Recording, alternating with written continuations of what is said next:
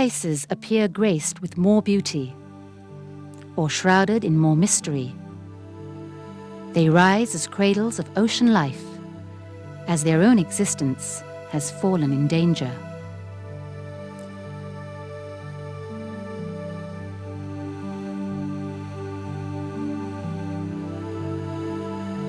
Coral reefs are underwater wonderlands, bustling with crowded thoroughfares and riddled with dangerous alleyways.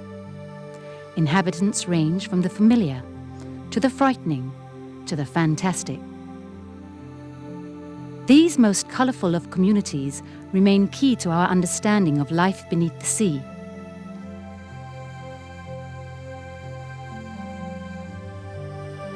They possess their own rhythms, their own rules, and their own unique rituals. What could be learned by observing a typical day there, watching the natural patterns of life evolve?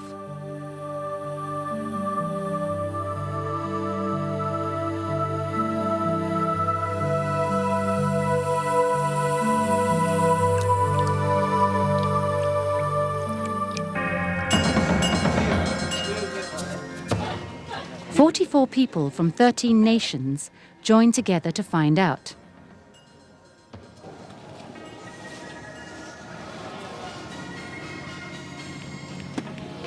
Men and women, young and old, they come from a variety of cultures and a wide range of professional backgrounds. Some have experience as observers, others have never done anything like this before. What they share is a love for the sea and a desire to be a part of this historic mission, the first 24-hour dive in a coral reef. From literally thousands of applicants, participants were hand-picked for their experience, expertise, and personality.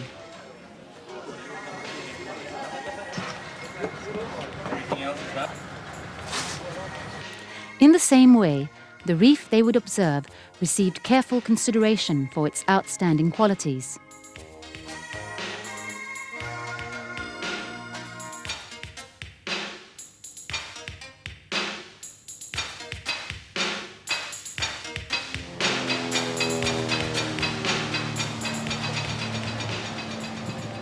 The Republic of Maldives, located in the Indian Ocean, consists of over 1,000 coral islands resting on 26 coral atolls.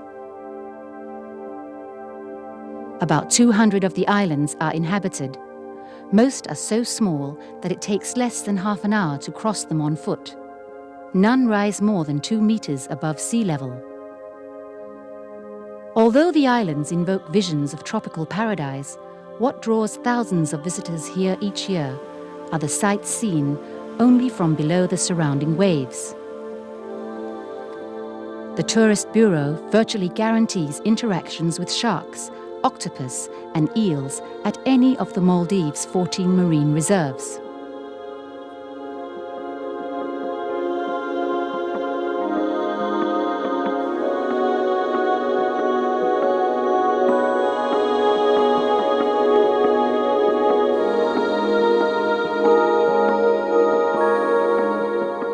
One of the reserves, called Maaya Thila, hosts some 200 divers each day. Unfortunately, the heavy human traffic isn't wearing well on the reef. Much of its surface appears badly scarred. Most of the hard coral on top of the reef is destroyed.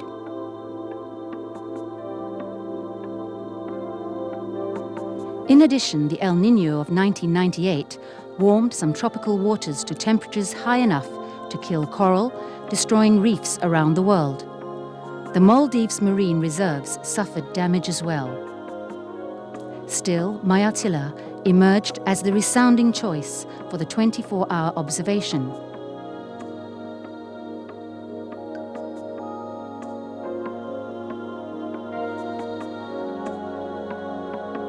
At about 80 meters in diameter, it can be circled in a single dive. Its variable terrain includes a flat top with caves, overhangs, and ledges along the entire reef wall. But most importantly, the abundance of sea life is extraordinary. Wherever you look, Maaya Thila pulses with life. It's precisely the type of bustling environment the project requires. The objectives are simple: to document with video and still photographs the natural processes of life in the reef over an uninterrupted 24-hour period.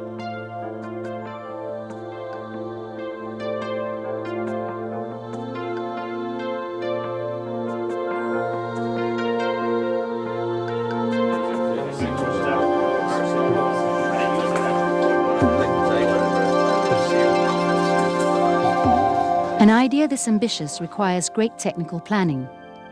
One early concern centered on the long underwater shifts that might cause divers to suffer from hypothermia and decompression sickness or the bends.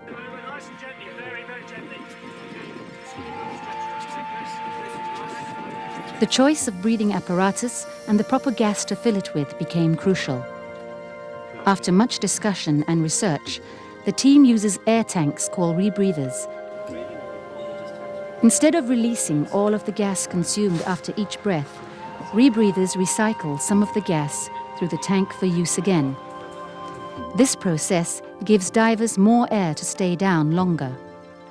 It also produces less noise and fewer bubbles, allowing divers to get closer to their subjects without scaring them away. Additionally, the warm, moist, rebreathed air helps prevent dehydration and hypothermia.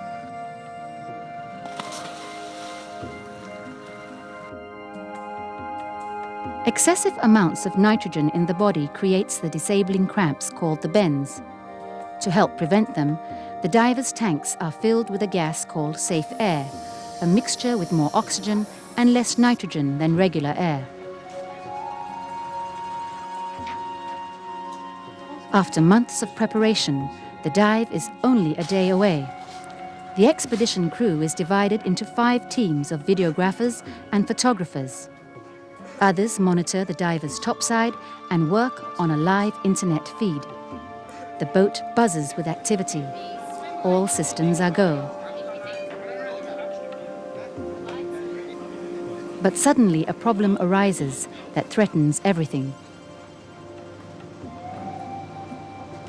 Hey, Sasa. Yes, Richard. Where's the magic panel? FedEx lost it, Richard. I just checked. A vital piece of equipment used in the rebreathers was mistakenly shipped elsewhere. In the remaining hours before the dive's scheduled start, a frantic race against time is waged in search of a solution.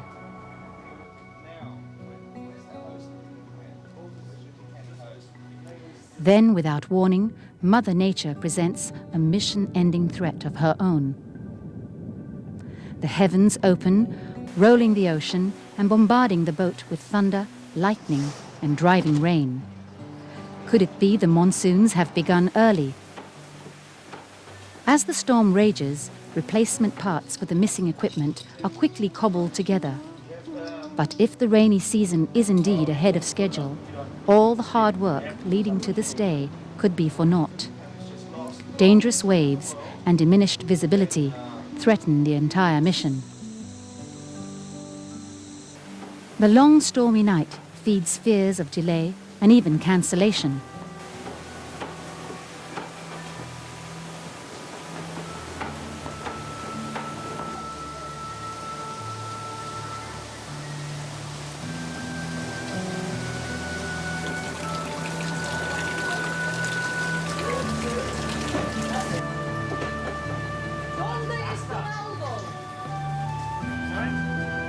But by mid-morning, the tempest is history. A great sigh of relief welcomes the picture-perfect day. Below the calm sea, Maaya Thila beckons.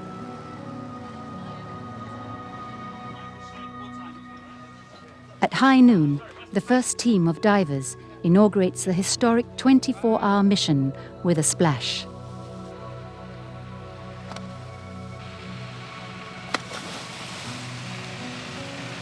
Normally midday is a quiet time in coral reefs, but Maaya Thila bursts with so much life that there's still plenty of activity. Grey reef sharks swim brazenly in blue daylight. The divers use caution, but there's really little danger. Reef sharks are curious, but rarely aggressive with humans. The teams observe the reef in regular shifts, diving for an hour and a half before returning to the boat to rest for an hour, then taking another 90-minute tour of the reef.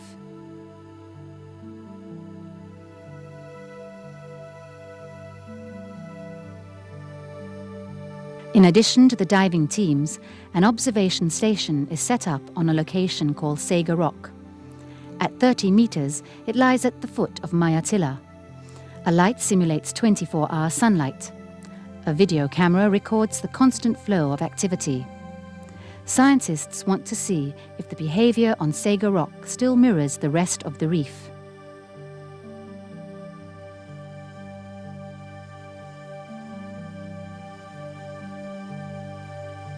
Back on top of Maaya Thila, much of the damage caused by the El Niño disaster is in evidence. But there are also encouraging signs of rebirth. The dead corals have become platforms for other animals to settle in.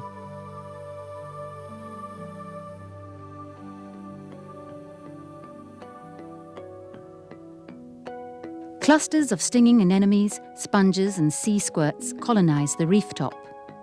Each anemone is home to a family of black-footed clownfish. The anemone offers the clownfish protection. The fish rids its host of parasites and acts as bait for unwary predators that fall prey to the anemone's sting.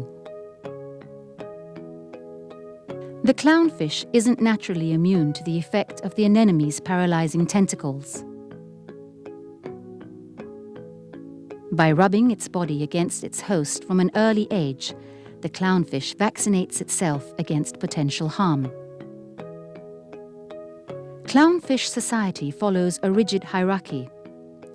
The matriarch or dominant female rules. All others in her domain are male. Should misfortune befall the queen, the highest-ranking male becomes the new leader and miraculously changes into a female. Clownfish aren't the only reef residents prone to magical transformations. In an instant, a rock becomes an octopus, as the master of underwater disguise beats a hasty retreat. He'll spend the rest of the afternoon sleeping, rising again after sundown to prowl for food. Other nocturnal creatures like the fierce-looking Morrow Eel and the resplendent lionfish wait under cover for darkness to descend.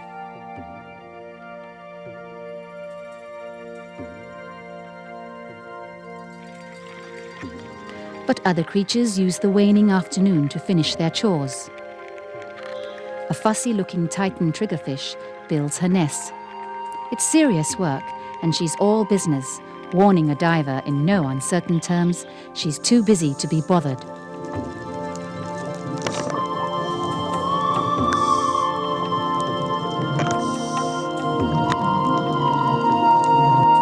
Further below, near the observation point at Sega Rock, an ultra-slim trumpetfish takes advantage of its unusual shape to hide among the branches of a coral tree, waiting to ambush prey.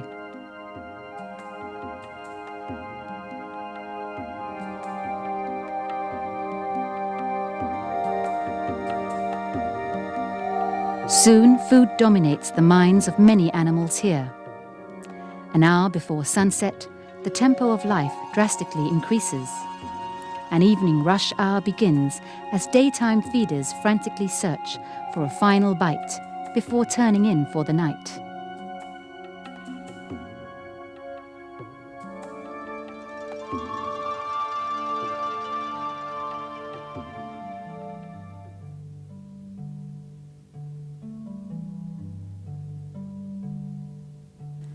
The hawksbill turtle scans the reef for its favorite meal of sponges.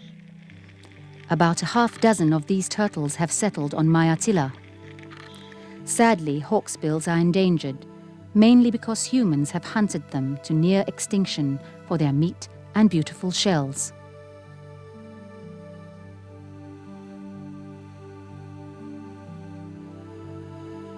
The divers hope to observe hawksbills communicating with their bodies. Certain flipper movements, ducking their heads, and exposing their underbellies are among the signals they use. The 24-hour mission may expand our knowledge of their vocabulary. But now in twilight, the hawksbill starts to look for a comfortable place to rest among the coral outcrops.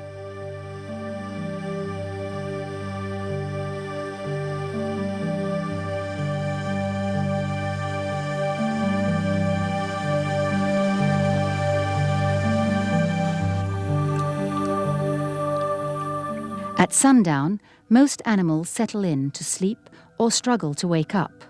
With so many predators preoccupied, some creatures like the sea cucumber use this crucial time to spawn. The male and female sea cucumber rise to spew eggs and sperm into the evening current. The relative absence of predators increases its chances of successfully producing offspring. But this small window of opportunity closes quickly. The reef's most voracious predators come out at night.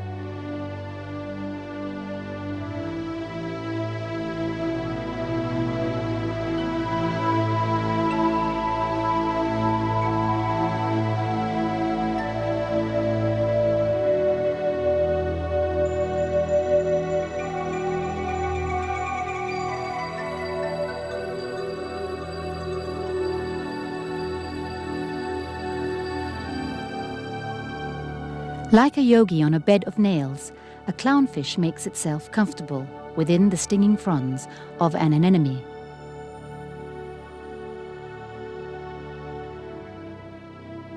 A parrotfish finds a safe spot to sleep among the coral crevices.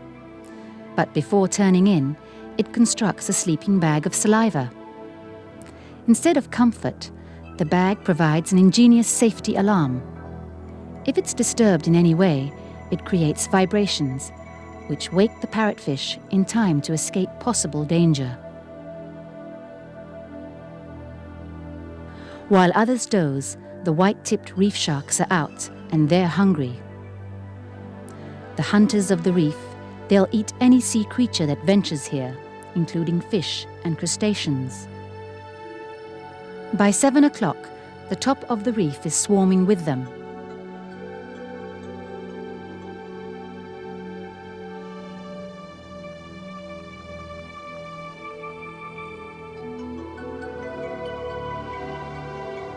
By now, poison-quilled lionfish also feed on the reef top. With a mouth large enough to swallow prey nearly its own size, the lionfish prowls the reef for fish. Hermit crabs are now scrambling across the reef, seeking out the remains of the day.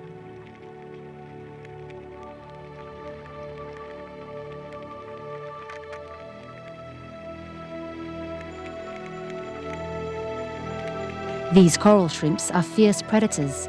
They even feed on their own kind. Predators don't have to appear ferocious to be effective. This harmless-looking tube worm opens for business, a full night's work feeding on plankton. Crinoids, commonly known as feather stars, crawl to vantage points on the reef top, uncurling their feathery arms to feed on plankton borne on passing currents. They look like plants, but these creatures are cousins of sea stars and sea urchins. They have no heads, only small central bodies surrounded by 5 to 200 arms.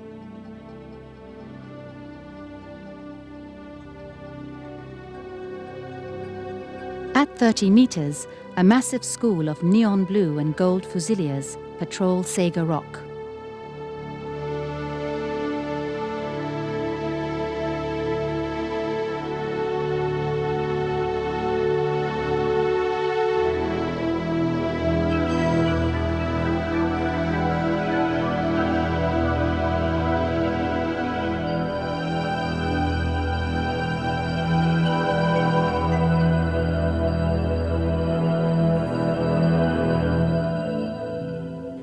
Nearby, one of the reef's most efficient hunters lies in wait.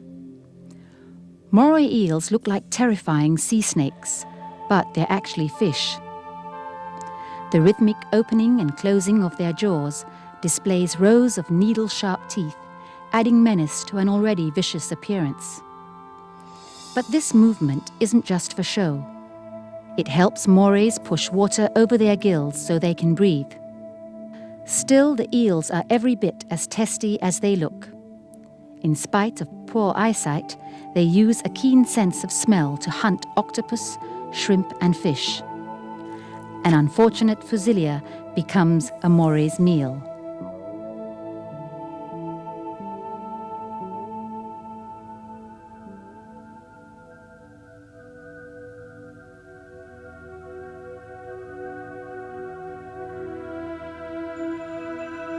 By midnight, the transition from the day shift to the night is complete.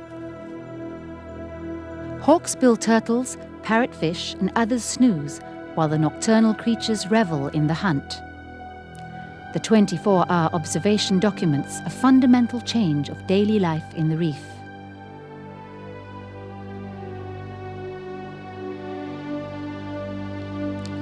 After midnight, the reef assumes a more leisurely pace. The swirl of activity felt earlier in the evening has slowed.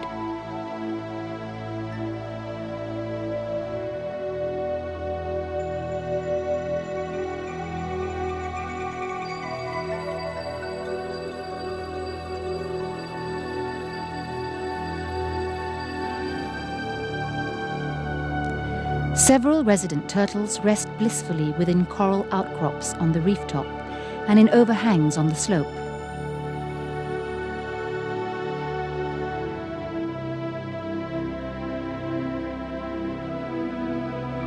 As if in a stupor, a few hawksbills relish a midnight snack before surfacing slowly to breathe. This phenomenon could be a response to the artificial light stimulus on Saga Rock. Turtles rarely forage at night.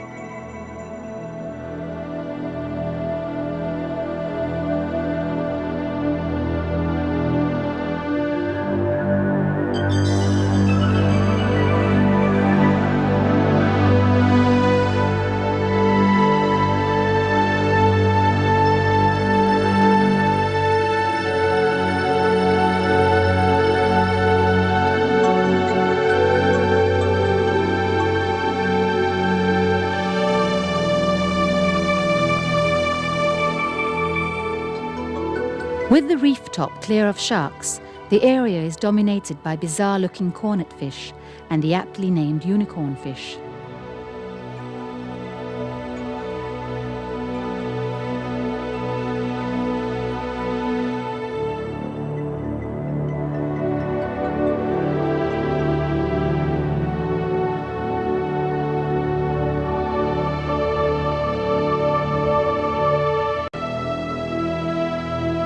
Nearby, a couple of lionfish make what appears half-hearted final attempts at the hunt.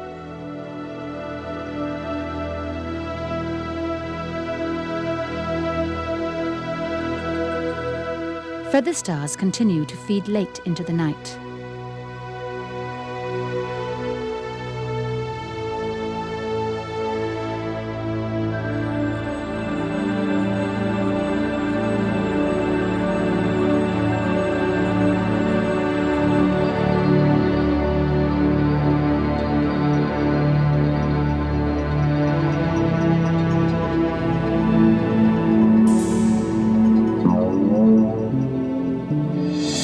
Suddenly, a marble ray sweeps in out of the darkness, scarring the reef slope for food.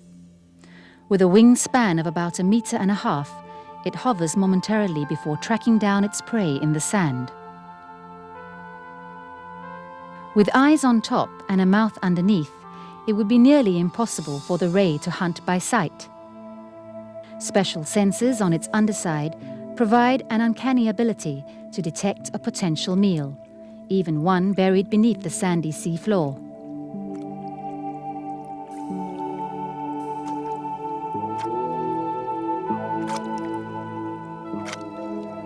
But here's one meal that got away. This miniature sole, only about 6 centimeters long, has a special hunting tool of its own. When the sole buries itself in the sand, it resembles a flatworm. Its nose works as a lure to help the fish attract a meal.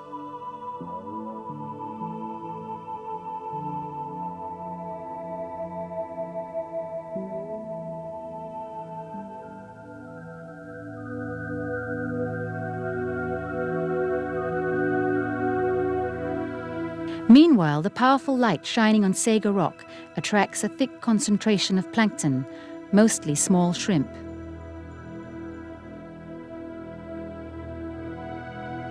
In a few hours, they'll serve as an incredible breakfast buffet for several species of reef dwellers.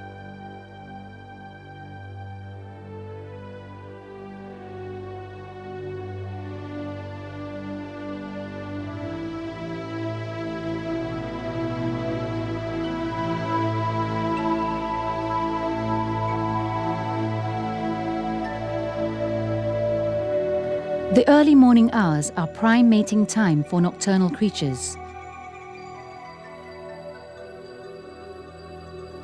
Courting cuttlefish share a stroll along the reef floor.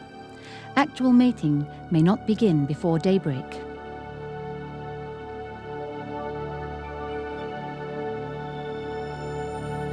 "4 a.m. heralds the last hour of complete darkness.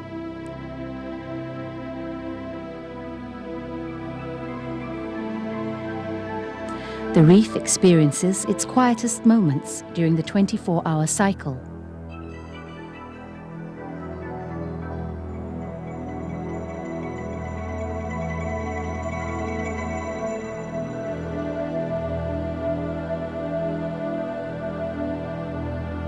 At 5, darkness begins to give way to dawn. Like a vampire, the sated feather star shuns the light and hastens a retreat to its dark daytime lair.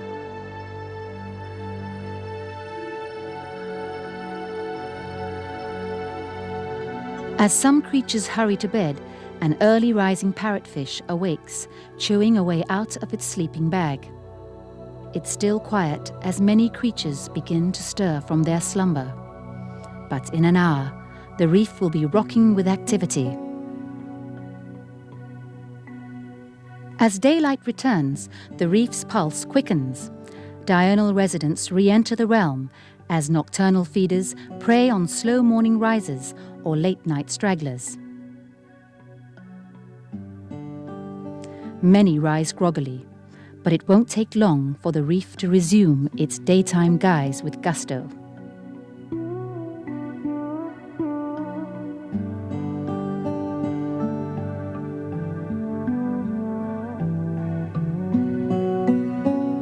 Rested and active again, reef sharks are back on patrol, looking for breakfast.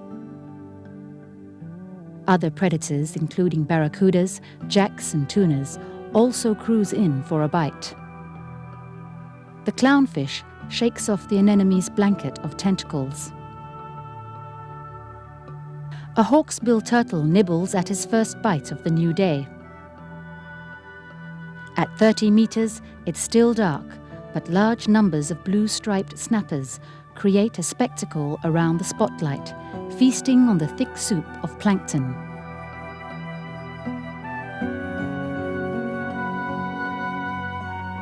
A school of anchovies joins the feast.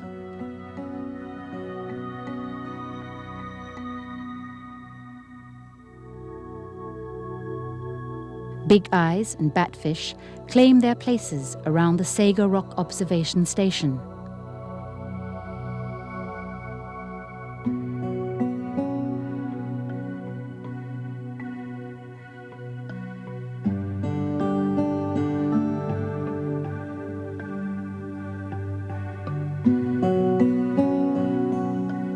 But food isn't foremost on every mind. An octopus ignores the commotion around him for the relative calm of its domain. A cousin of the squid, cuttlefish and nautilus, the octopus is among the most intelligent of sea creatures. It also enjoys excellent eyesight, very much like humans, able to register shape, texture and color. Equipped with advanced sensory organs, an octopus can alter its appearance within seconds, not only as camouflage, but also to signal alarm, aggression, and sexual intention.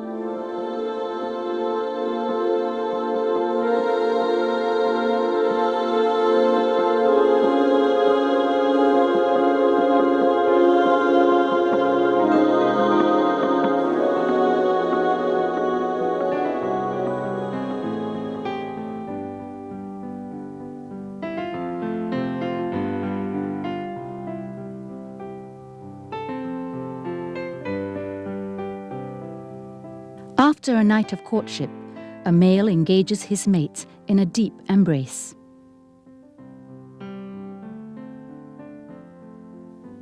Using a specially modified tentacle, he inserts a packet of sperm into her.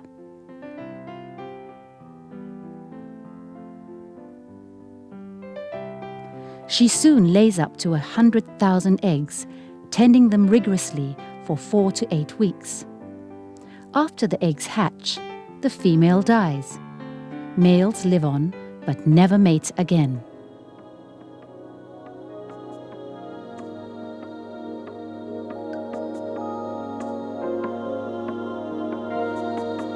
All over the reef, animals pair off, and not only to reproduce. Symbiotic relationships, where animals team up for mutual gain, abound here. The clownfish and the anemone offer one example.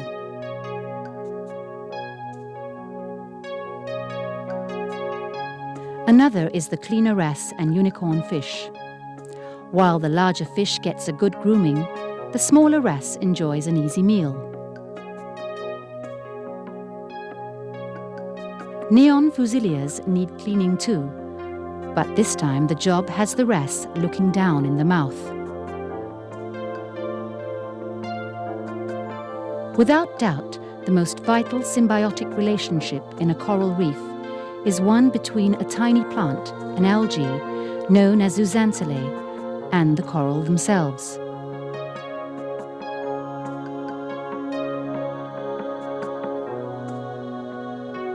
Corals are polyps, small headless animals surrounded by tentacles. Their colonies build the hard coral skeletons that form the coral reefs.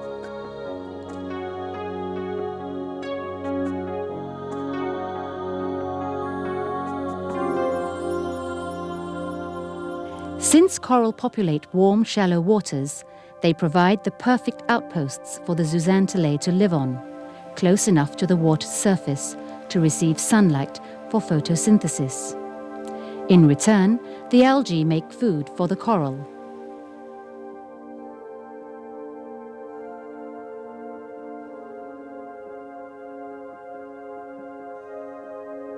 The algae also give coral reefs their distinct bright colors. But pollutants and water temperatures over 30 degrees Celsius can kill the algae.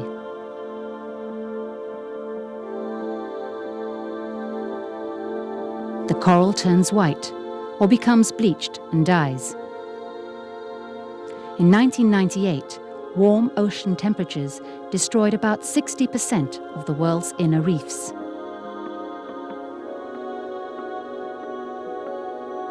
Fortunately, many are making strong comebacks. It's hard to imagine in the hustle and bustle of the reef's morning rush hour that all of this was nearly lost forever.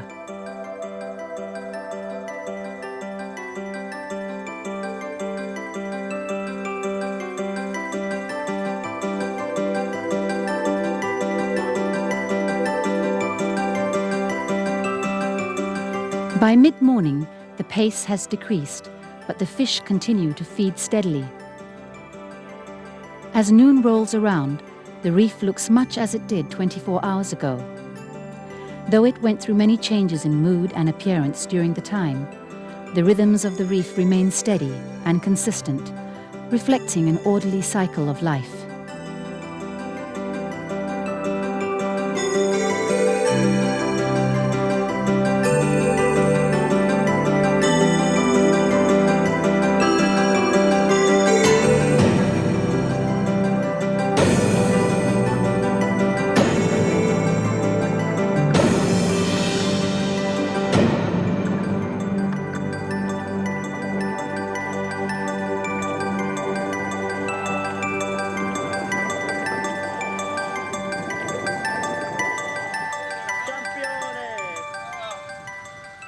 At noon, the last of the film crew surfaces.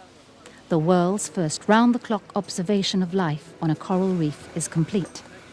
But we had all these margins built in, and then with one very small package, just the fill panel not arriving, put an enormous strain on the whole shoot. But it was great. I mean, we had a lot of people's great qualities shown through. We had, I mean, Raymond, for example, was very helpful with the gas system because he's very familiar with that membrane system.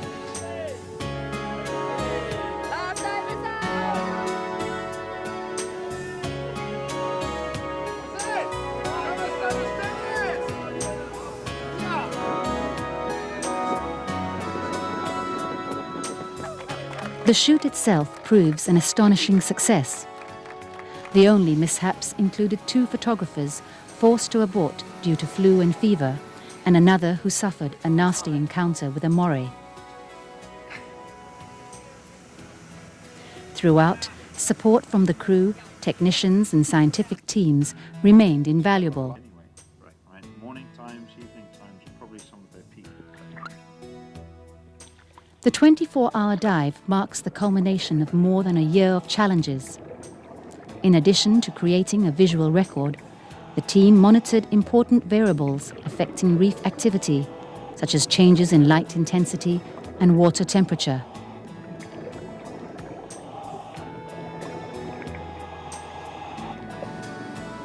The live internet broadcast gave millions new insight into the world of the coral reef and allowed them to share in the unique experience.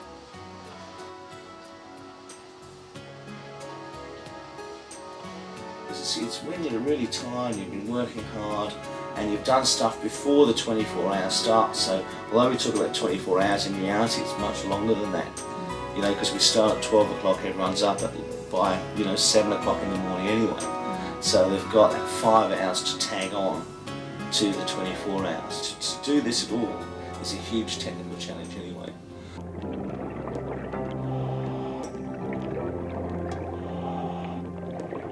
Though the expedition adds much to our understanding, a mere 24-hour glimpse into the life of a single reef cannot possibly tell us all we need to know about these vital and visually stunning ecosystems.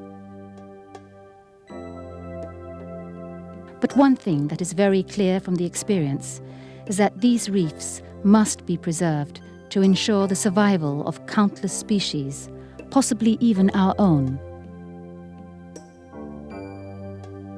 Just a year after the coral bleaching tragedy, Maaya Thila's hard corals are again thriving. But meaningful recovery is slow and depends on successful annual spawning by surviving coral colonies.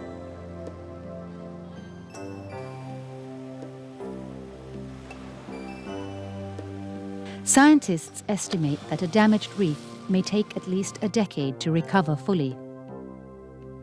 Despite threats from nature and human intrusion, Maaya Thila remains vibrant and magnificent, a reef with a density and diversity of life far richer than most on the planet.